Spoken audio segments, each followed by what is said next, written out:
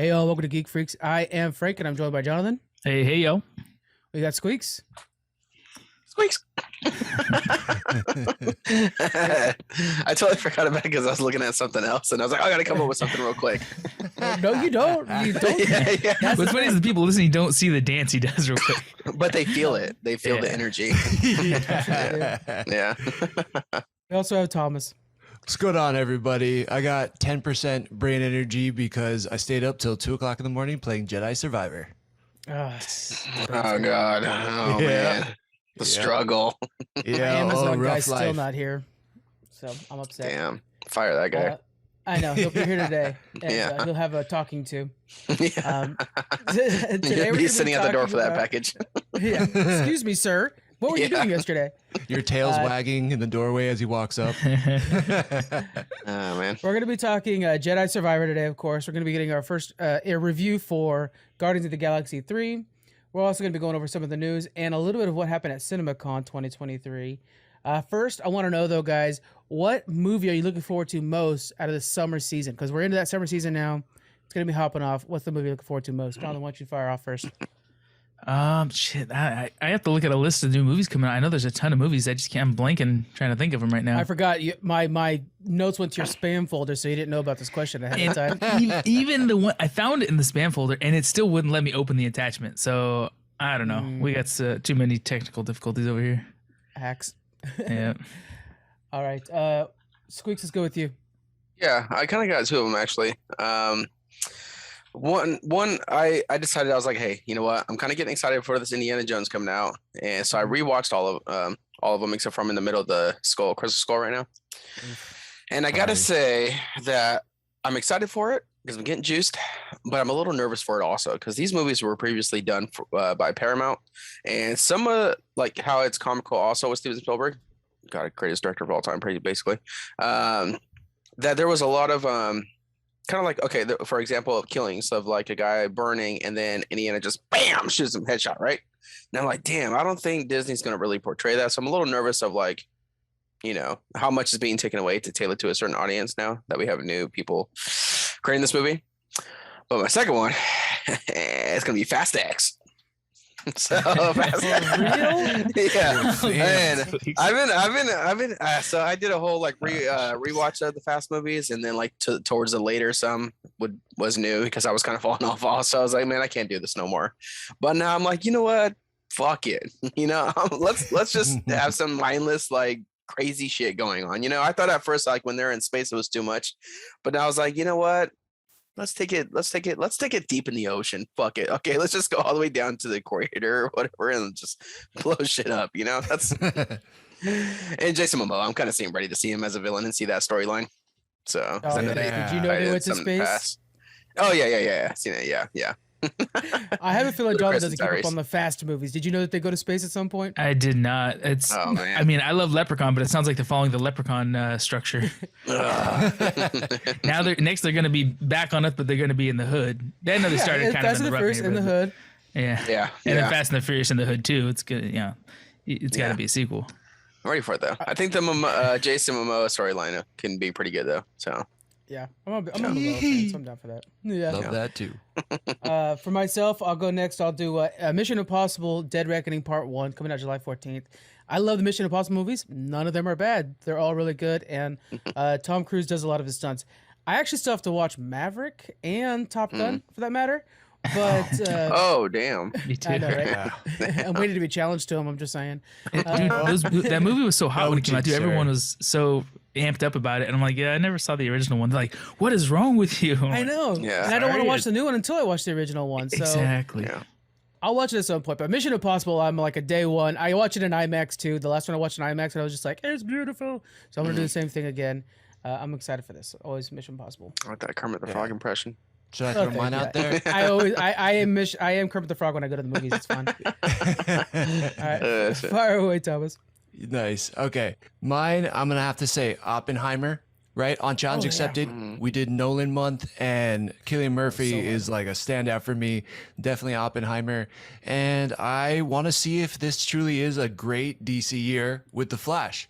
I mean, I've been hearing some insane reviews for this movie. It sounds incredible. It sounds like Ezra Miller has done it all. He's like, I don't know, Chris Pratt in the beginning of the Guardians of the Galaxy franchise. So, dude, I don't know. I hope it lives up to the hype. So I'm gonna say The Flash. Yeah. Oh, you sound real positive about it, so that's good. I'm a little worried about that movie. We'll see. We are getting a lot of positive reviews from it already, so from people that I trust. I'll say that much too. Jonathan, do we have a movie from you yet? Not really. There's a lot of them, but now that I'm going through the list, I'm like, dude, most of these movies I haven't even seen the trailer for yet, so I'm not stoked about them. I do want to see the new Little Mermaid though. I am looking forward to that, and that's one that my wife is totally down for, and she doesn't like to go to the movies often, so I like to try to watch any movie that she's interested in. So definitely want to see that when it comes out, which should be pretty soon, May 26th, I believe. Nice. Yeah, that is pretty soon. I don't know, man. When I saw Flounder and what they're doing to Scuttle, I'm like, I'm out. Yeah, it might be the Lion King reboot all over again. Yeah. That's like all those new Transformers images too. Like one of them has glasses on. I was like, nope, that's it. I'm not gonna watch that garbage. Oh, then. yeah. You're gonna put glasses on a Transformer? They don't need glasses. Yeah. You are so right about that, but the beasts look dope. The beasts look so cool. The cheetah, the falcon, like they look so cool. That glasses robot's probably gonna be in it for like 2 minutes. I could deal with that.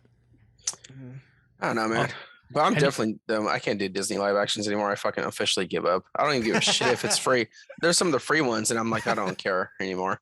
Yeah, the Peter Pan one just came out on Disney Plus. I was like, that's good for you guys. I haven't touched I'm it. not seeing it. Scrolled by. It will never be Hook. Yeah.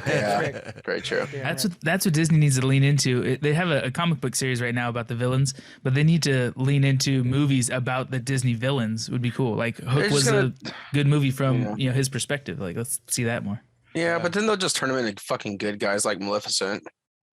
They're like heroes and shit, and it's like fucking die.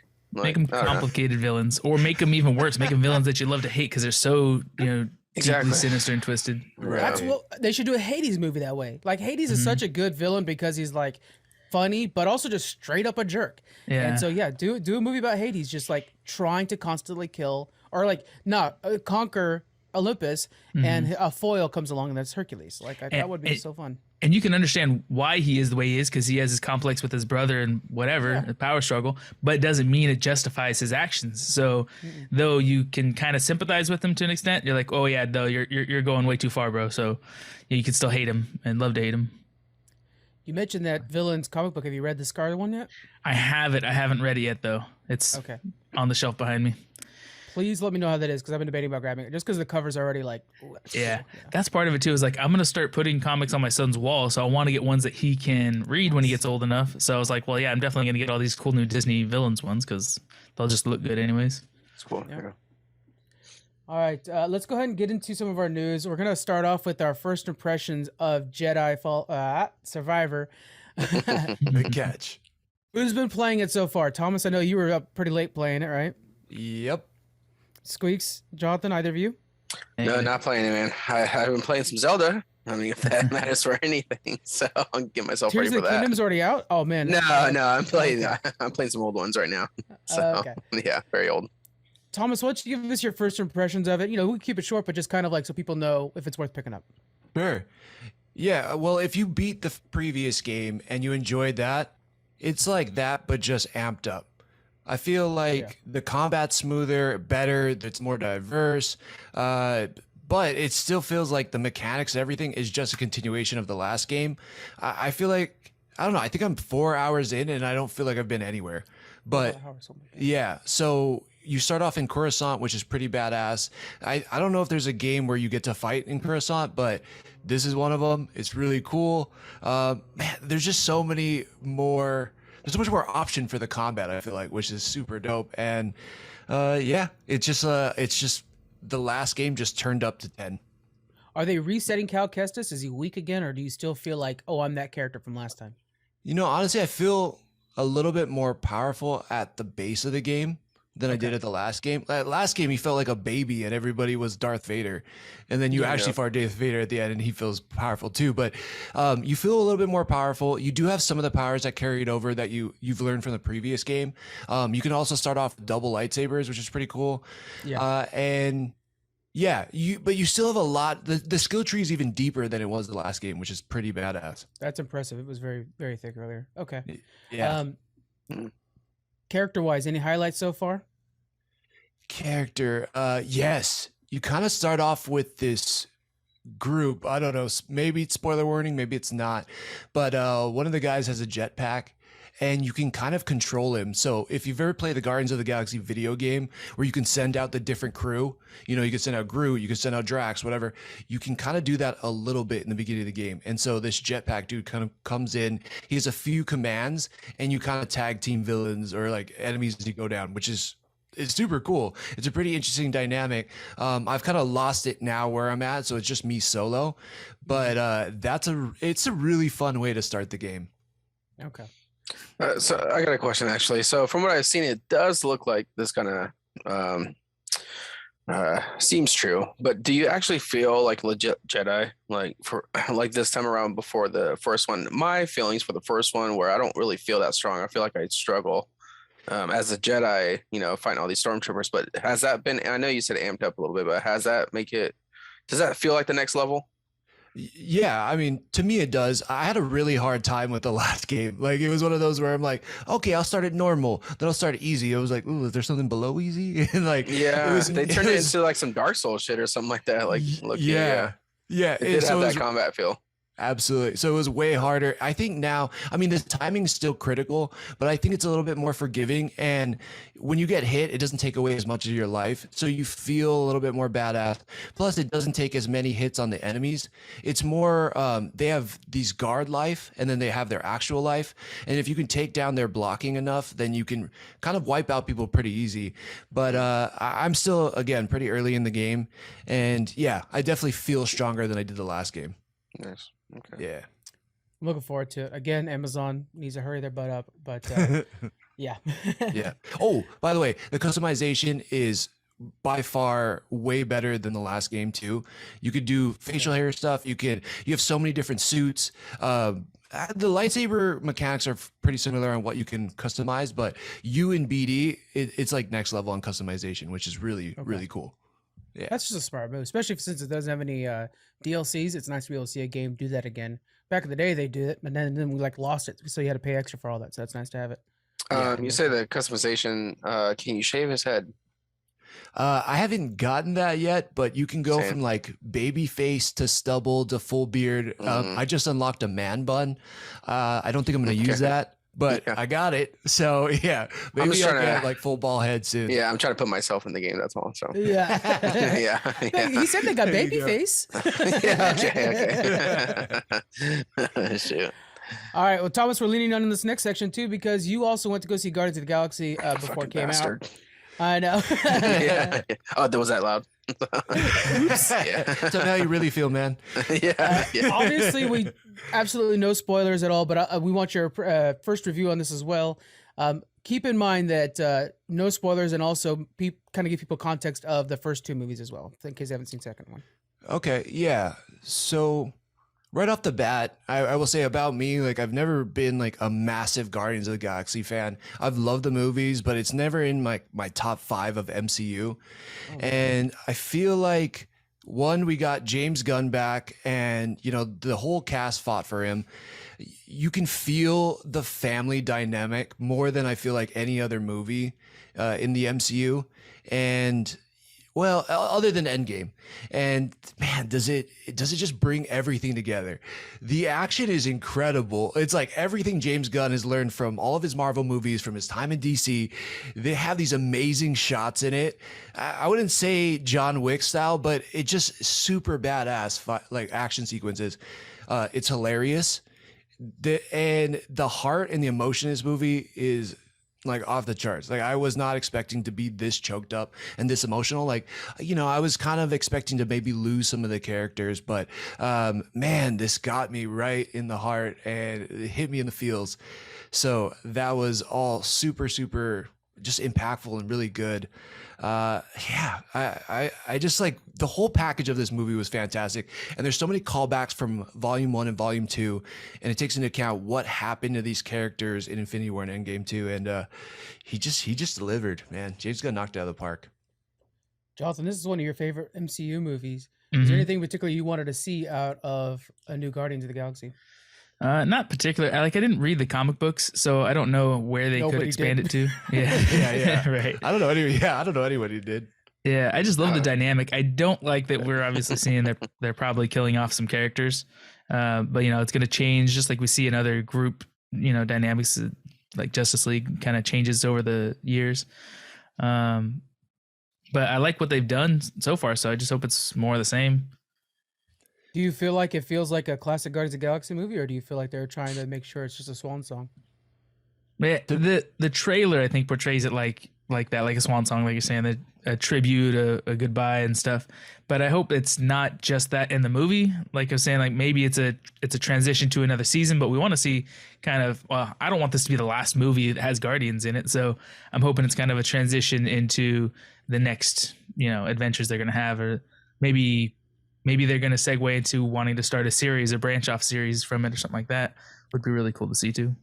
Do you think we got that out of this one, Thomas? You're No gonna have to wait and see. spoilers? No spoilers. You're gonna have to wait and man. see. But man. to me, it feels very much like a Guardians movie. And Okay. again, I really liked number one. I didn't love the Guardians franchise, but I love this movie, and it felt Guardians all the way through. And yeah, there's some cool things. Yeah, I'll just leave it at that. I'm not even gonna give you a hint as to the time frame. There's some cool Better things. than anything in Phase 4? Other than No Way Home. Okay. Yeah, this to me felt like The fact okay. that you paused there is a very good sign to me, because No Way Home, I think, is fantastic. So the fact that you even had to debate that a little bit, that's a good sign. Okay. Yeah.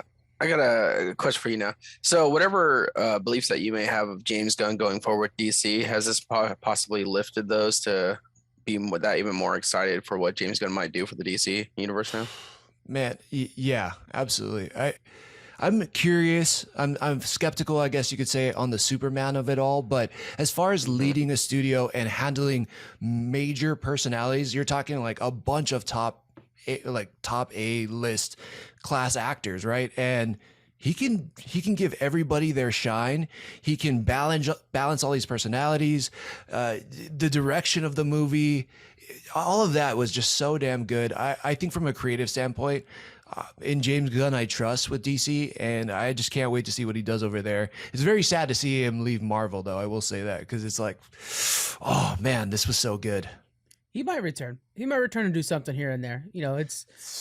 We're starting to see with him, with Taika Waititi, with Kevin Feige and stuff like that. They're starting to work like kind of not amalgamation, but we're starting to see some open-mindedness around that. So that's pretty cool. Yeah, I hear you. I'm just like, man, this guy's gonna be busier than freaking the governor Sure. of California. Like, he's gonna be so damn busy with all these projects. But shit, I gladly welcome it if he will do one more Marvel movie.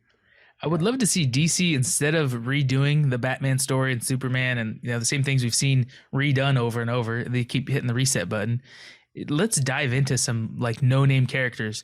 We've seen in a lot of Marvel, there's a lot of characters that we didn't really know much before, and now they're stars of the show. Well, it's even Guardians of the Galaxy. Nobody knew about the Guardians of the Galaxy comic books, except for maybe a handful of people, and yet now it's like one of the best, storylines that they have in their franchise. So it's like, yeah, let's see something unique that we don't really know from DC and flesh it out and make it the best it can be. Well, I also think James Gunn is that's like his best work. If you think Peacemaker, and what he brought with the new Suicide Squad, you heard about these characters that are like, who are these guys, like Polka Dot Man? Not that I'll ever care about that, but Peacemaker for sure is a freaking, at least to me, is an amazing series as well. So I think that's his niche, to be honest. I'm kind of like, maybe that's his thing. Yeah. He's kind of got his own. Far. Oh, sorry, go for it. Well, I'm just saying, with it, he's announced so far, I think we're getting some of what Jonathan's saying.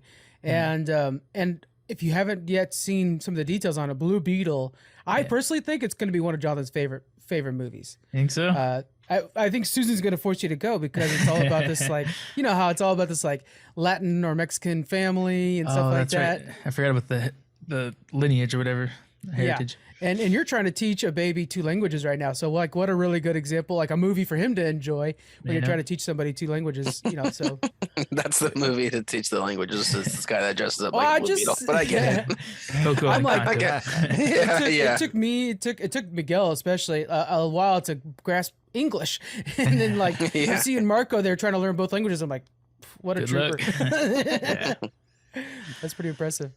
But I think Blue Beetle's gonna be good. The Authority, I think, is gonna be very good. I think there's gonna be some really good stuff coming out of that.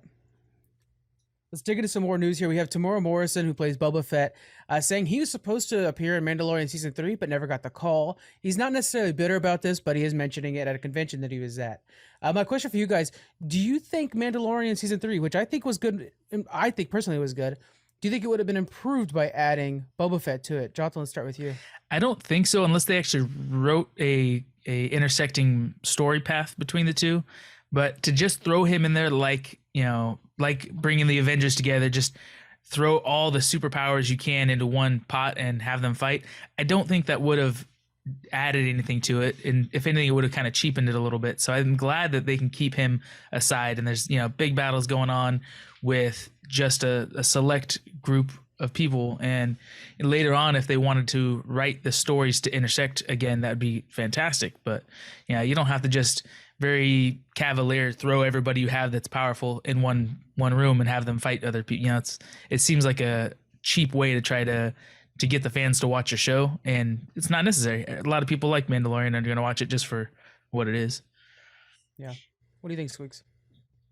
I think it would have been pretty neat, to be honest. It's just for like a one-off episode, kind of like how Mando was in the Boba Fett series, but just as like a one episode, just for a nod or just for that, kind of like a little excitement you get when a twist or something happens in like a video game that you're playing or something, but nothing more than that, nothing to like make it seem like what John was saying, where you're just ended up being like a Civil War and every Marvel movie just seems like an Avengers movie now. Nothing like that. Like I don't want to see that. I think you're right. I think we're going to get that with the Dave Filoni movie. We don't necessarily need it in every season of the shows. Yeah. Thomas, any thoughts on this before we head up? Yeah, I can see both your guys' points, but yeah, for me, they threw Mando and Boba Fett, and we're talking about a Mandalorian battle. The first Mandalorian that we've ever seen in screen was Boba Fett. If he was going to be in his show, why not put Boba Fett in this show and also defending Mandalore? He was very proud of his heritage. When you went to his wrist recorder, he was like, see, this is my house from Mandalore. It just seems weird that he wouldn't be a part of this retaking of his heritage. So I think, yeah, maybe not a lot of episodes, but one episode probably would have made sense. And then we could see some overlap because, yeah, it just seems weird that he wouldn't be helping, restore his home. I'm a little confused by that, and I'm not as versed in the Star Wars lore, but so he's a clone of Jango Fett. He's a perfect clone. He has no modifications. And Jango Fett, I thought, like earned his armor mostly out of honoring him, and he wasn't a Mandalorian himself, right? I thought Jango Fett wasn't a Mandalorian. Am I mistaken by that? I don't specifically know, but I know when you looked at that wrist recorder thing, I think it was in season 2 of The Mandalorian, he's showing you all of his like heritage and stuff. And you can even see it in this season when they went to the Jack Black and what is her name? Lizzo episode. They're both looking at their like wrist recorder things of all their history. Well, Boba Fett had that too. And so he's kind of proud of that heritage. Yeah, everybody in the galaxy has something has that. That's their identification. That's their California driver's license kind of thing. Right. But it also says like which house of Mandalore you stem from. I see. Yeah, and so he has one of those. I'm thinking like physical house, like, like my blue house. No, not like no. Like clan or my last name's Craig, Clan Craig, Clan Kreese. But so I don't know. It seems interesting that he wouldn't even be called. And I could see as Mando came into his show and kind of stole the show really, and it became him and Baby Grogu, getting together. It seems like, why wouldn't you also bring him in there? It just like, it doesn't quite line up for me in my brain why they would do that as like a storytelling technique. I think Mandalorian was really popular right out the gate too. So when they started the Boba Fett show, they needed a little invigorization or whatever, little put a little gas in his tank. So that was to kind of prop him up and get some attention in that direction. And then afterwards, you know, they could back off and have his own show.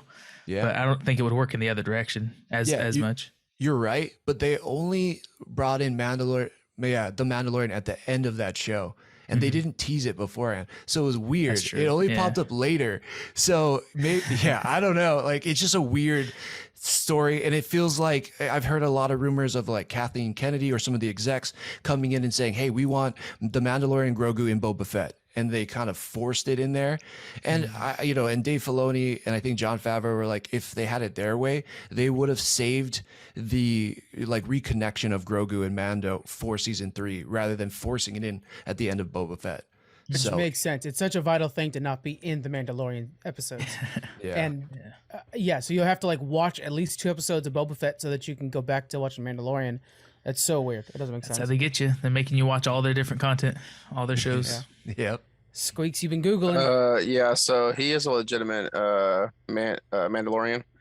Also wanted to add in there that he earned his steel by being a commando in the Mandalorian Civil War. So damn, which is like official. I knew he was honored in some way. I thought it was just as an outsider. Okay. Yeah. I just watched, we both did, watched Attack of the Clones, and seeing Jango Fett again, I was like, I love that bastard. I loved playing him. Me and Jonathan used to play Battlefront all the time. Battlefront 2 remember when we played on Geonosis, the rainy ocean planet, and we were both like jetpacking around. From platform to platform, so good. Moving on to our next thing here, Jack Dylan Grazer from Shazam. He's the kid with the crutch. He's going to be leading a live-action How to Train Your Dragon adaptation. Do you think he's the right choice for it? What do you think about them doing a live-action version of this? Squeaks, any thoughts? Live action, I'm not too sure. It might be pretty neat compared to what Disney's doing with their live actions. I mean, with this whole dragon, they're gonna make it more of a fantasy. Like, I guess you could kind of say like a Lord of the Rings type maybe thing going on. I could kind of get down for that being a live action. I think he'll do totally fine. I think he can when he was I don't know how to when him acting in Shazam, like all his speech, like how he talks, I could totally see that transfer over to the main character in How to Train Your Dragon. It's been a long time since I've seen that one, but I could totally see that comparison. I think that'll work. I think seeing different types of dragons, if they honor like how different they were in the cartoon or animated movie, that might be pretty neat. It might be pretty funny, but it would be nice to see that than just like 5 different real looking dragons like Game of Thrones or some shit, you know? Right. I'd be more interested in that.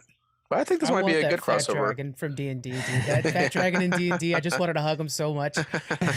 I want that guy. He's so good. I imagine this looking like, because obviously this is I don't think there's going to be anything like, you know, Game of Thrones for the older audience. It's going to be for teens, young adults stuff. So I imagine like the flight scenes being similar to Avatar with the Na'vi, you know, when they get on their flying birds, whatever they are. Like I could imagine, and because we see all these creatures flying together in groups in that movie.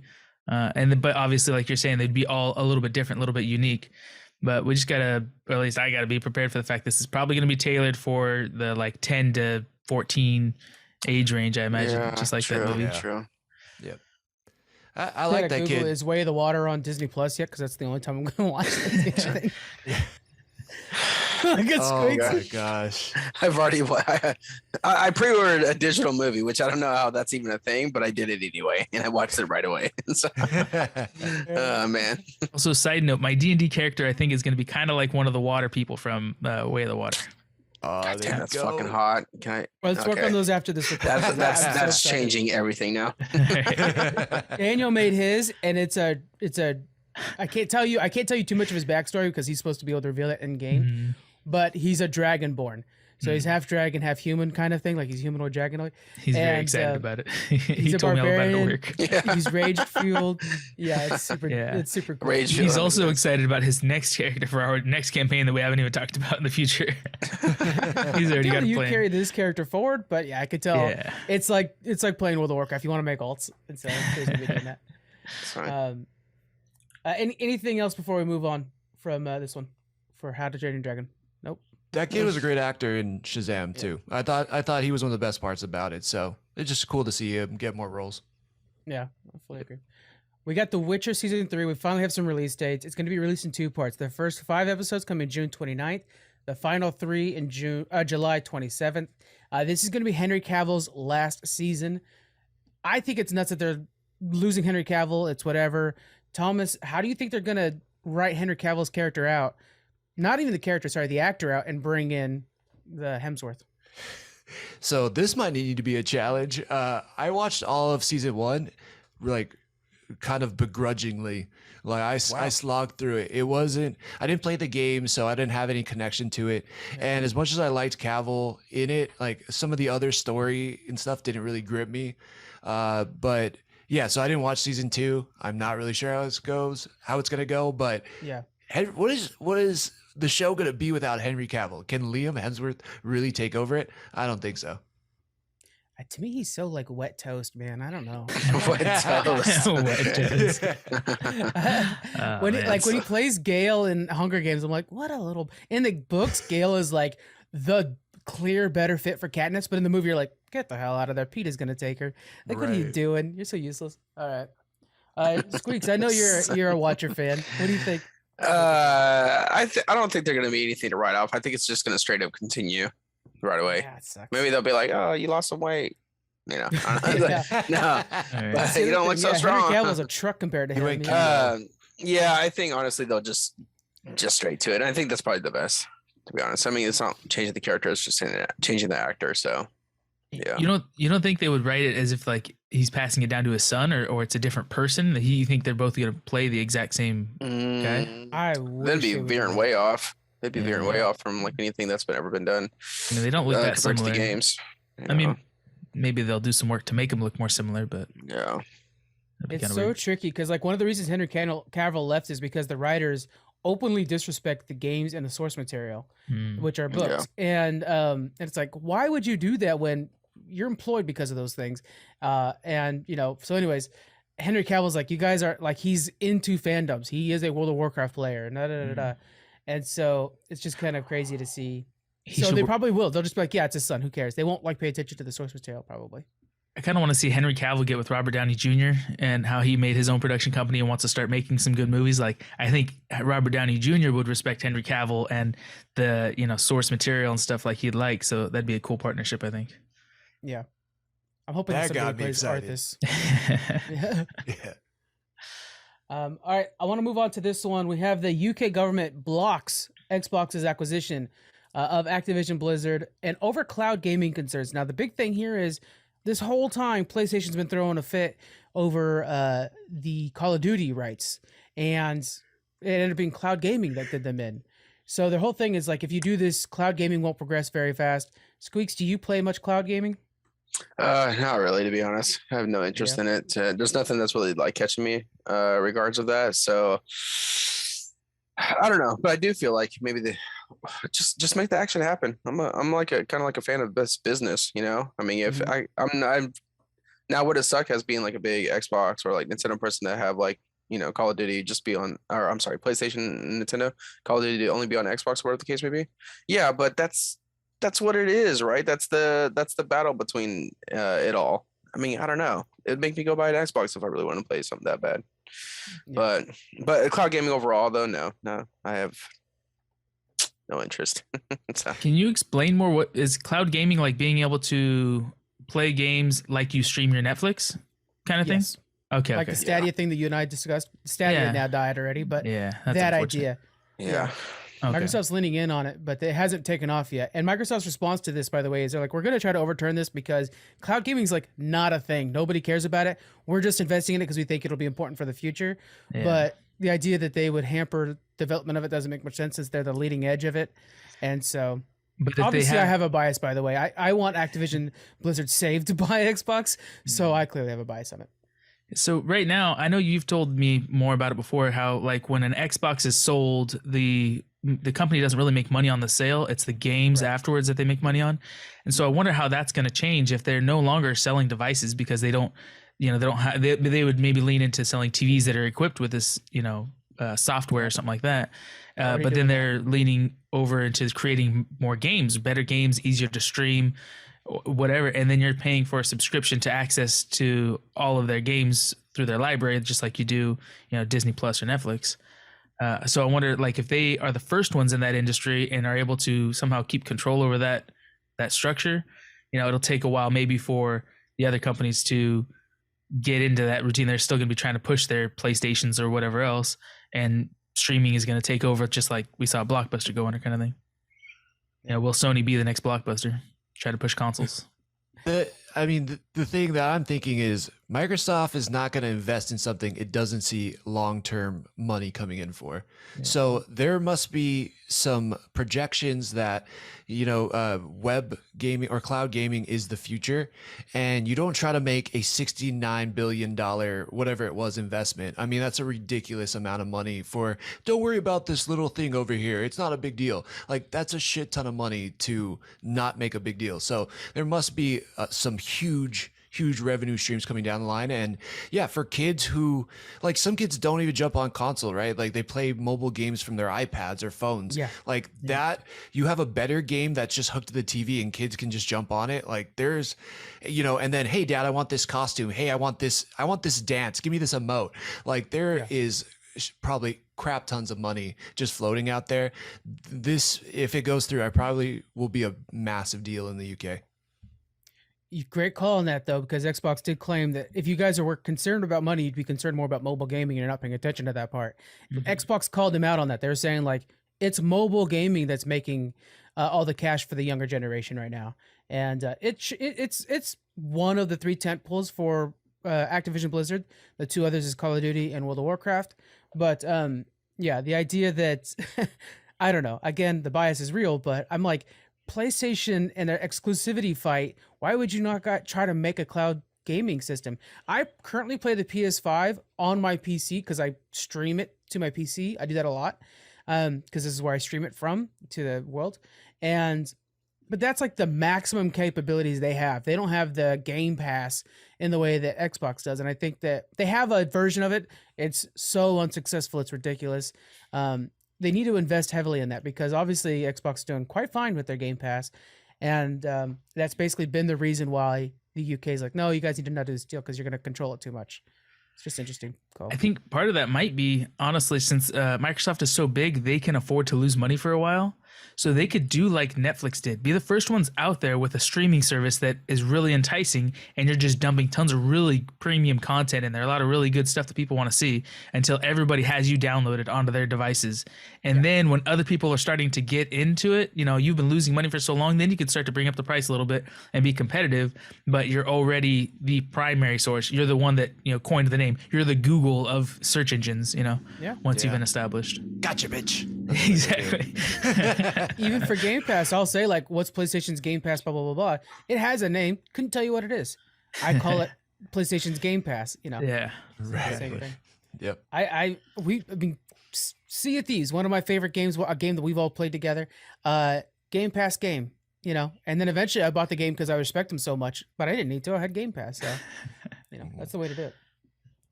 Anything else on this deal? Do you guys think it should go through, not go through? I think it's inevitable that it's going to eventually go through, if not now, later. So it's just whether or not there's going to be competition in the market if other people are going to start leaning that direction.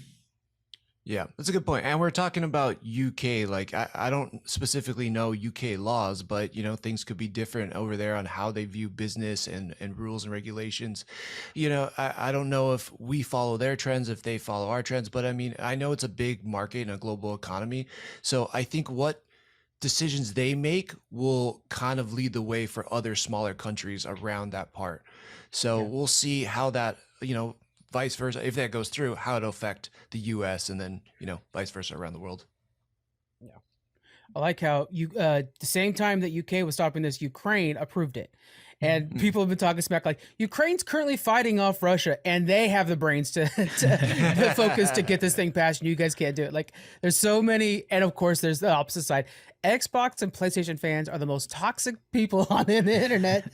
PlayStation fans are like, about time UK does something right. And it's like, oh, calm down, everybody. It's so much heat over some stupid shit. All right, we're gonna move over to CinemaCon here. We have a bunch of announcements. I've got some of my favorites. Let me know if you guys have any favorites, but we're gonna start with my first one here. The Hunger Games: Ballad of Songbirds and Snakes. We got the first trailer for this thing. I kind of think this is gonna be dope. It actually, like, they took Fallout as their inspiration for their past, like the way the technology works. Wow, didn't know that. Well, I mean, if you look at it, like, the technology looks like it's not quite our past, but it's that, like, 1950s nuclear powers, how we're going to the future.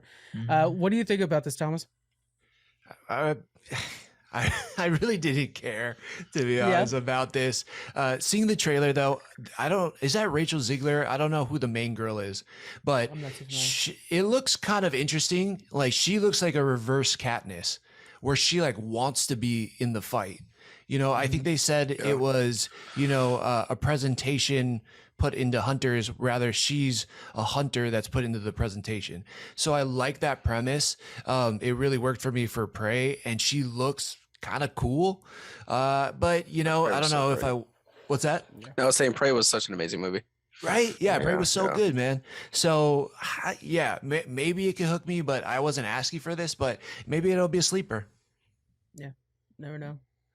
Another thing I liked was that we found a little bit more information on the new Avatar movie coming up. It's going to be Team Avatar. They're going to be in their 20s and 30s.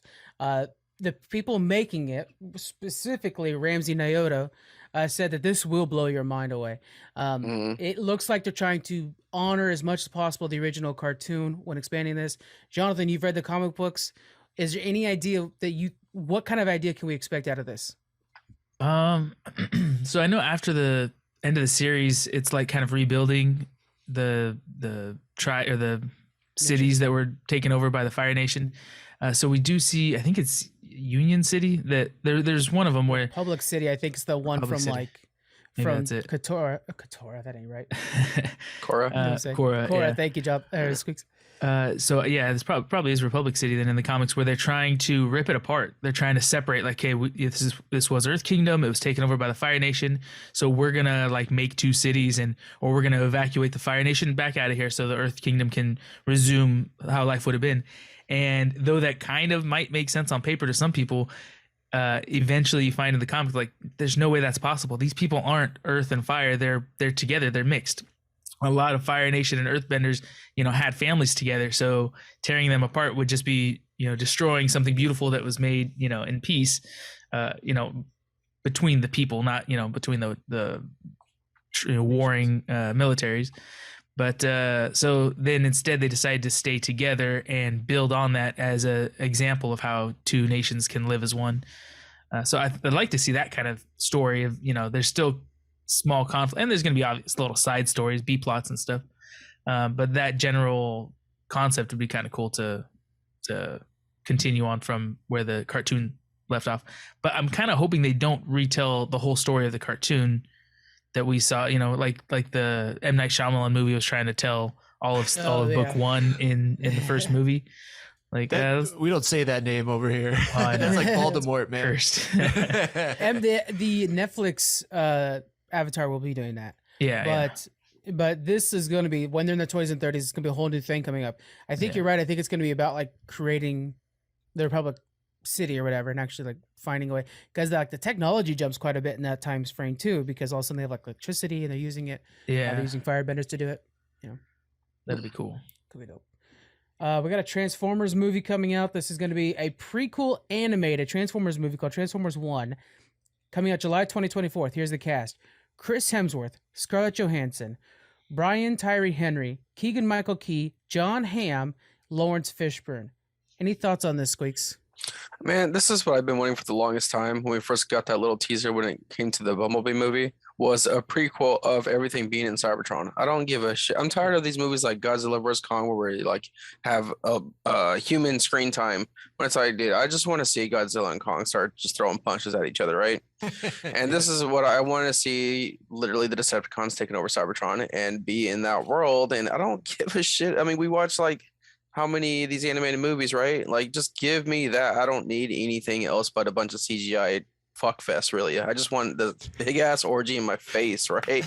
Of these of Cybertron. He knows what he going, wants, folks. Yeah, of just Cybertron being blown up, and then obviously the Autobots leaving. So yeah, this is kind of what I've been wanting for the longest time.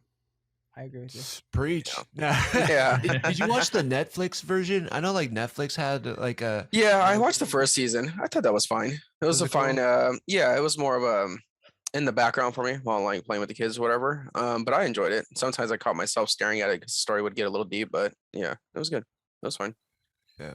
What do you think, Frank?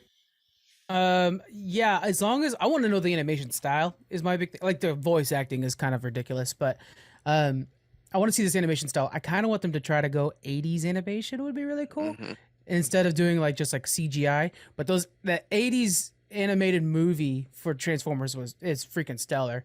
And so like, let's just do that again. Hopefully they can, I don't know, take a chance and go for it. I think that would be really neat. Yeah. We got all kinds of stuff from CinemaCon. Just a couple real. We have A Haunting of Venice. We got the first trailer for that. That's the third Perot movie off of the Agatha Christie novels. We've got 20 minutes of Pixar's Elemental they were shown, and everybody's really hyped about that. It looks like it's going to be two people from opposite worlds realizing that they have more in common.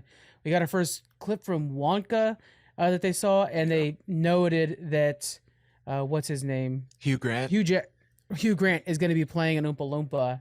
Yeah. Anything else out of CinemaCon you cared for? Or you look forward to? Dang. Yeah, actually, something that I was going to dive into WB, but I thought it was interesting that WB said they're not interested in going straight to streaming anymore. Fuck you, because I'm a big fan of that. I mean, I like sitting on my couch in my own comfiness and eating what I want, but whatever, it's fine. I'll live, right? We've been doing it for how many years already?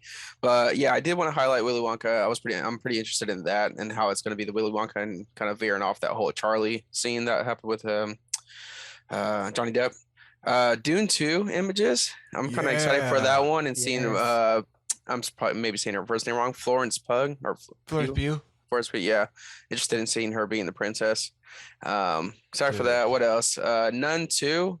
Why? First one was garbage, but I love the Conjuring universe, but I thought that was the worst Conjuring world movie that's ever been done. I thought it was god awful. But then jump into like the Universal side. I'm super excited for Exorcist Believer. That's supposed to like ditch all the other sequels and be a direct sequel to the first one. That's nice to hear. I didn't know that. Yeah. Okay. Yeah. And it's supposed to actually have two, I could be wrong, but what I've heard was two sisters possessed this time around. So, Exorcist 2. Oh, fun. Yeah. So, yeah. So, what else?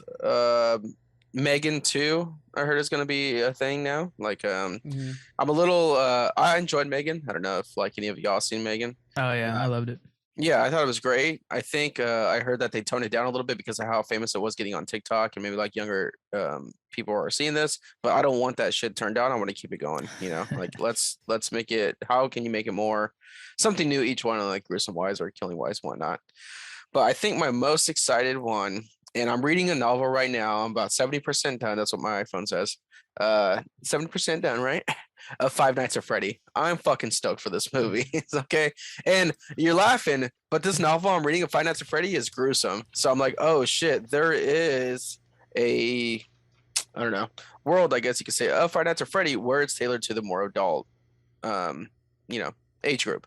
Kind of where I feel like the first game should have been that way, and then it kind of turned around and do other things. Because if you actually think of like the game itself, that's some crazy shit, right? I mean, we all been to Chuck E. Cheese back when the animatronics were there, right? So, but I'm super curious because of Blumhouse doing this thing, that how gruesome it can.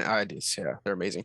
Of how gruesome they will get, because like I said, I'm reading this novel right now, and it's literally talking about people wearing these outfits, but the scars that they get from them because of the mechanics in them, and then like stabbing children and stuff like that in a way. It's like, damn, this can get pretty gruesome than what is marketed often that we see for Five Nights at Freddy. Is the book based off the games or the games based off the book? I believe the book is based off the game. I think the game came out first before anything else, so they just built this universe to it. I do have some graphic novels as well. That's kind of more, it's like that whole like, hey, I'm tailored to the 10-year-old, but the story, you're like, this is kind of twisted in a way, but it's not, shown that way. So, but the novel that I'm reading, I think each one is called like Silver Eyes, or let's see, what's right here. Yeah, the Silver Eyes is the first one, but that is like the really like, oh shit, like what the hell? Like you're reading it, then you're like, oh damn, reverts pretty dark. But that's my most excited one. I'm excited for this Five I Nights haven't at Freddy. played much Five Nights at Freddy. Mostly it was my nephew Brody coming up and like, watch me play this type of thing. So he would always watch streamers playing it, and I'm like, yeah, but you're not getting the excitement. Okay, it was whatever. It's old Uncle Frank not knowing what the kids are doing. And so I'll have to check it out. For sure. Those are my excitements. Anything out of CinemaCon that you guys are hyped for? John? Nothing that I know about. I haven't been paying attention to it much except for seeing your TikToks in there, but you've talked about pretty much everything that I've seen so far. Yeah. Two things for me, kind of just piggybacking off what Squeak said, was Dune 2. I absolutely love Dune. After I saw the movie, I went back and like listened to the audiobook, and man, it is so deep. It is such a crazy basis for Star Wars and these planets and worlds and the lore of it. It's like one of my new favorite fandoms. I'm like super hooked on Dune. It's just so cool with the vibroblades and the shields, and the way he's kind of like a Jedi but kind of not. Man, I'm so stoked about this. I think Florence Pugh as Princess Irulan is going to kill it. Austin Butler as one of the new Harkonnen is going to be a savage. I heard he's like absolutely brutal. I mean, in the books, he's just a megalomaniac. So seeing that in live action is going to be great. Plus Christopher Walken is the Emperor.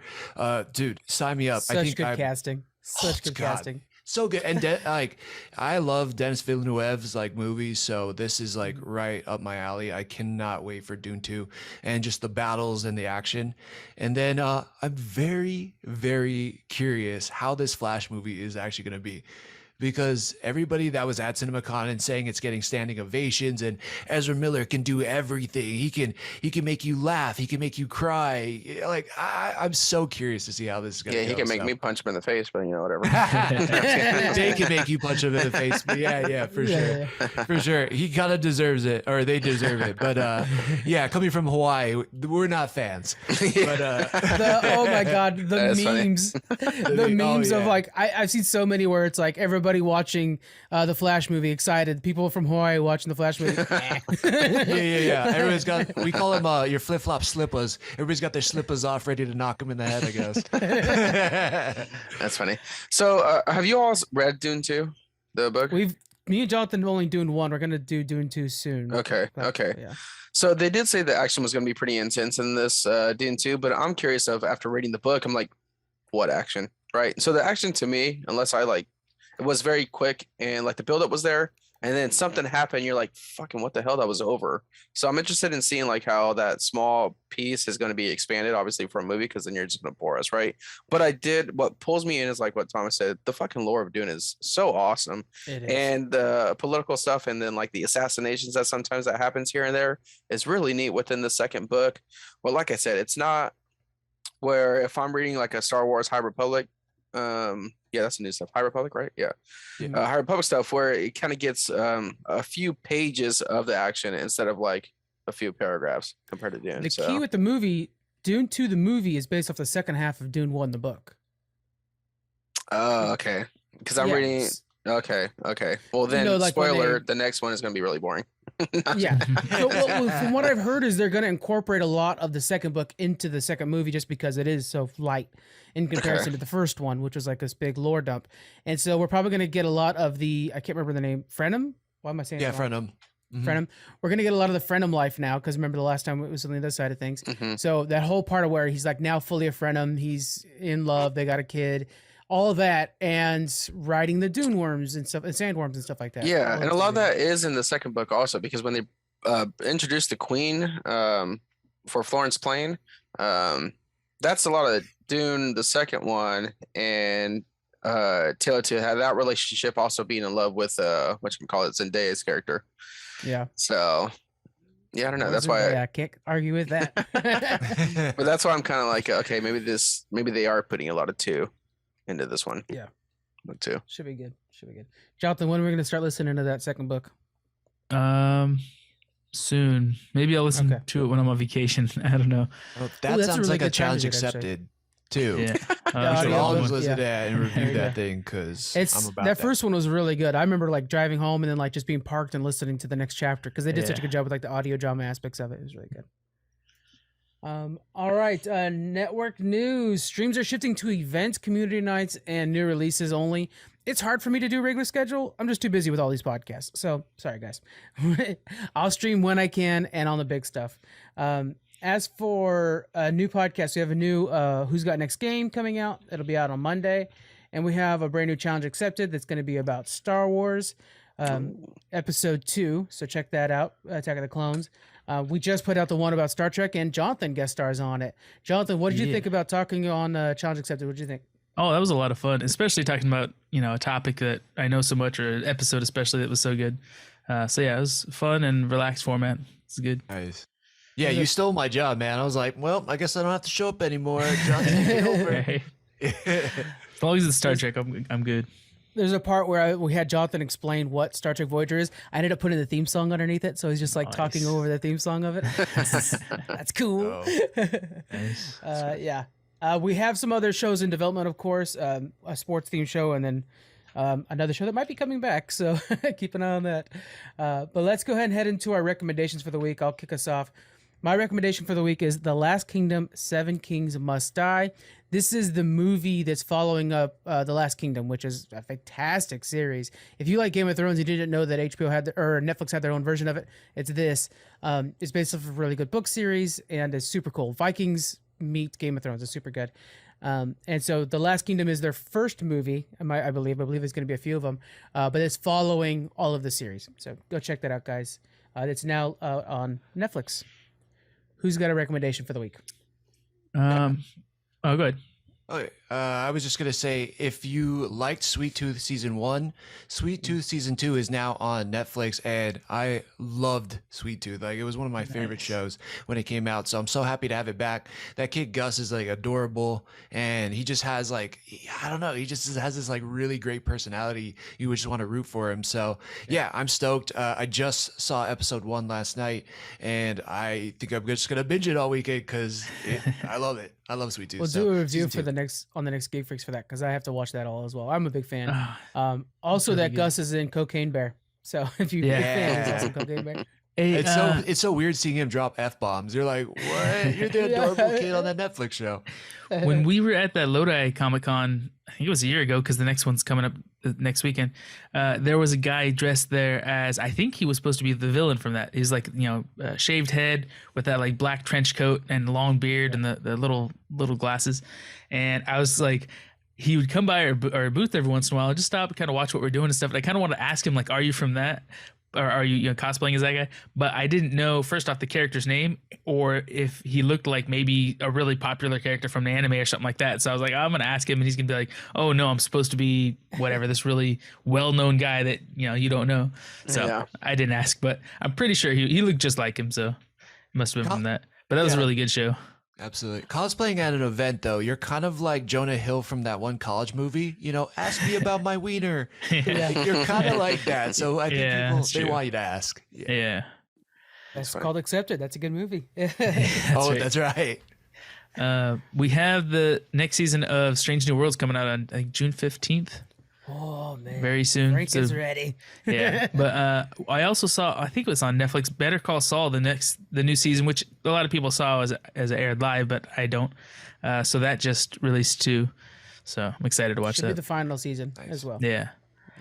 And if you haven't seen Picard, it just finished last week or 2 weeks ago, and yeah, it was an amazing show. So That's what we forgot to talk about, the Star Trek stuff. But Jonathan, did you finally finish Picard? yes, kind of. I didn't finish the last episode, but then I had to watch a quick 10-minute review to go over what happened in it so that I knew what happened. But yeah, it was an amazing story. Squeaks, did you watch it? No, I'm so freaking behind. I get distracted with other things, and this was going to be my recommendation. Where I got pulled away from any Star Trek period, is the final. Speaking of final seasons, the Marvelous Miss Maisel is back on. Oh yeah. Like Fucking that. love. Oh god, I love Yeah. Smazel. But good rec. but yeah, so that's coming out weekly. I think we're on episode 4 or 5. Is it 6 already? Damn. Yeah, I think 6 is coming up. Yeah. 6 is coming up, so 5 out right now. And yeah, it's kind of like one of those things like, oh, I'm not ready to pay attention or whatever to this. And then you start watching, you're like, shit, man, I'm hooked like I was back then. So Yeah. An amazing show. This is the final season.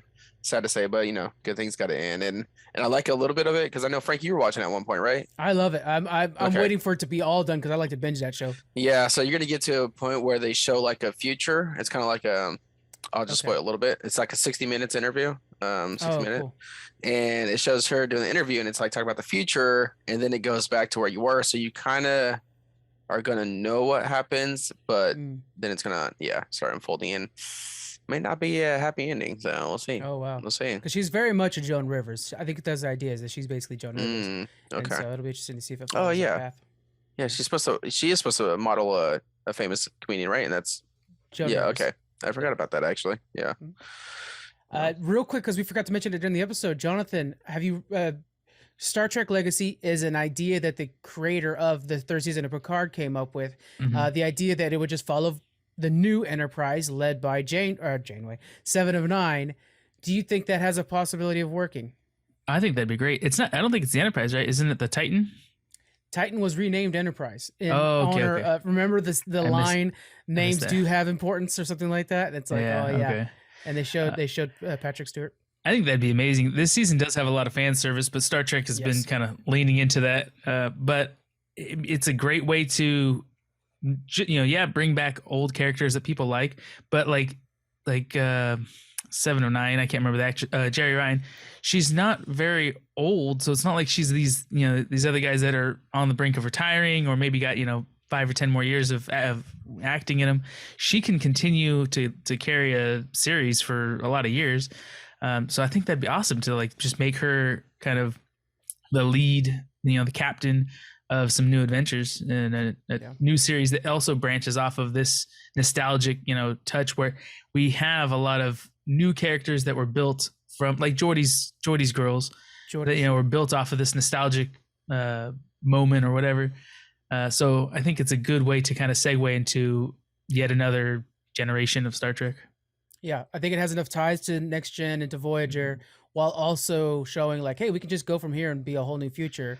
I think it's a really good combo. I know they referenced Admiral Janeway enough times to be like, come on, guys, just show her already. I would like to see something about Deep Space Nine, like another series that branches off. That's like Cisco's missing, so we could be seeing Cisco. Yeah. That'd be kind of cool.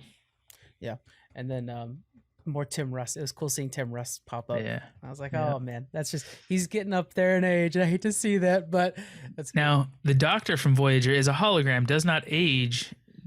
Well, I mean, Data also wouldn't age. They wrote that in a tricky way. But I wonder if they would bring him back, if they would use like de-aging, whatever technology, or if they would just like change his program to where he's like, I wanted to, look the age with my friends, or age is a mark of wisdom or something like that. So I wanted to appear as wise as my many years, and so a way to kind of write him into the story and show his character again. I think it's in the finale we see that he does get married, and so maybe he would say like, I wanted to age with my wife, so that way you kind of just like perfect that as well. And he's like, I could never truly feel alive unless there was the looming anticipation of death or something like that. That's such a Doctor thing to say. Yeah, and it sounds like I'm sure he would quote some poet from the 17th century or something like that. Would be great. Thomas now knows exactly what we're talking about now that he watched one episode of Voyager. Right. I got inducted. I'm like, I know these characters. Right. All right, guys, let us know if you guys want a Star Trek Legacy. It sounds like Alex Kurtzman, the guy who's running the whole thing, is like, we heard the fans loud and clear. It's expensive to make Star Treks, but give us time. So I think this is something that's coming down the way. And Jerry Ryan, who was an actress who did not want anything to do with Star Trek, thought it was kind of silly. And they showed her one episode and it happened to be the absolute worst episode of Voyager. And they're like, no, that was the wrong one. And now all of a sudden it's like the forefront of the entire franchise. It's pretty freaking cool. Isn't that neat? All right, guys. Thank you very much for joining us on this week's Geek Freaks. We'll see you guys next time. Bye. Bye.